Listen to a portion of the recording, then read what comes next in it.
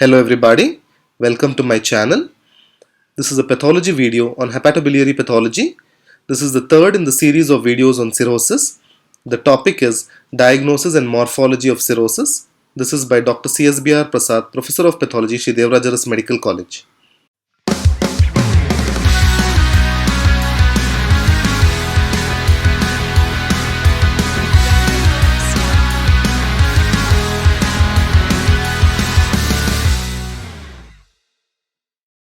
So diagnosis, LFT may be normal in many of the cirrhotic cases unless it is a late stage, and with advanced cirrhosis there may be abnormal liver enzymes, especially AST, ALT levels. And now earlier we used to do biopsies of liver to make a diagnosis of cirrhosis or confirm the diagnosis of cirrhosis. Nowadays, this ultrasound taken over and this radiological investigations will tell you what is the state of the liver. So radiologically, you can appreciate small liver, shrunken liver, and with a nodularity. And inside the liver, you will see the fibrous which can be picked up by radiological imaging process, especially ultrasonography. And this is the gross appearance of liver in cirrhosis. You may see, if you recollect the image I have shown you in the earlier slide, the normal liver has got smooth surface and brown in color. Here you can see the green colored liver with a nodular surface, and overall size also decreased. So these are the morphological alterations that can be appreciated. One more liver, you can see that shrinkage and the surface is studded with nodules. And again, one more liver, under surface of the liver showing varieties of various sizes of nodules. And this liver shows you varying size of nodules. Some are small, some are big. And this nodular size is very, very important. And because this cirrhotic liver is divided into two groups. One is the micronodular cirrhosis and macronodular cirrhosis. So micronodular, macronodular,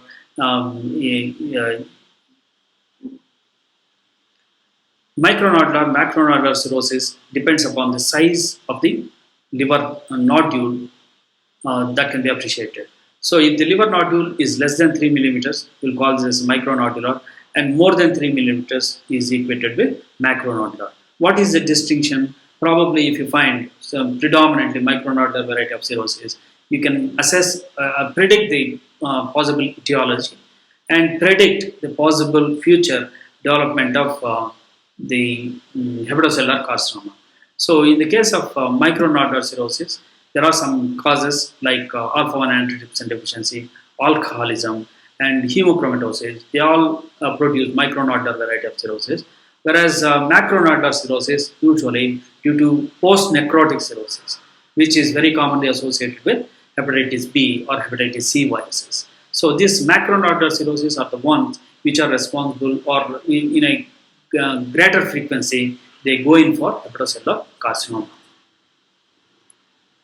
And look at this surface. This is black, almost black in color, and with a nodularity of varying sizes. This is due to hemochromatosis. Okay, so it is looking like rust. And again, the liver, shrunken liver with small nodular surface. And this is an important slide. You see this liver is a little smaller, and there is nodularity, but these nodules are very big. And in between the nodules, you may appreciate deep furrows. Okay, so if you recollect the definition or criteria for cirrhosis, one of the criteria is loss of architecture and fibrosis and production of regenerating nodules. And I told you, fibrosis in the liver can occur due to a localized tissue destruction, which is not to be equated with cirrhosis. In cirrhosis, it should be a diffuse process of fibrosis. This actually is a case of a syphilitic liver, wherein there is gammatic necrosis in many parts of the liver, and this gammatic necrosis produced healed by fibrosis and with the retractions.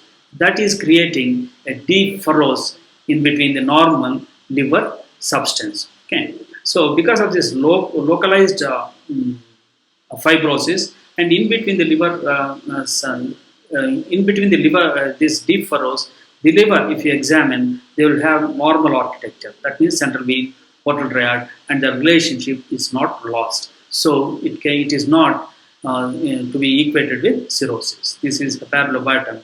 This is typically seen in the case of um, syphilis. So to compare the appearances of the cirrhotic liver with that of hepatoaortum, and see the nodular surface of the liver, which are smaller nodules. Here there is bigger nodules and deep furrows, which are not existing in cirrhotic liver. And cut surface of the cirrhotic liver is showing multiple nodules of varying sizes. Some are less equal or less than 3 millimeters. Some are bigger. So it is a mixed nodular variety of cirrhosis. And you can appreciate in this cirrhotic process the fibrous bands, which are represented by whitish streaks that are running across the liver, dividing them into lobules. And microscopically, you will see the regenerating nodules, the cluster of cells at the center without any portal triad, without any central vein. And in between the clusters, you will see the big, thick bands of fibrous tissue running around and with inflammation. And that vacuolated area is due to the fatty change in the existing or remaining liver substance. And again, the same regenerating nodule without any central vein and portal triad relationship, and thick fibrous septa and inflammatory cell infiltration. So this is a special stain to demonstrate the collagen, which has taken the bluish color. So this is a trichrome stain to demonstrate collagen and within the liver, cirrhotic liver. And again, so sometimes it is possible to predict the etiology. Here, liver hepatocytes are showing evacuations, which we'll call it as fatty change. So this fatty change, if you see, it may be due to alcoholism, which is most commonly, and sometimes it may also be seen in the case of hepatitis C virus induced liver disease.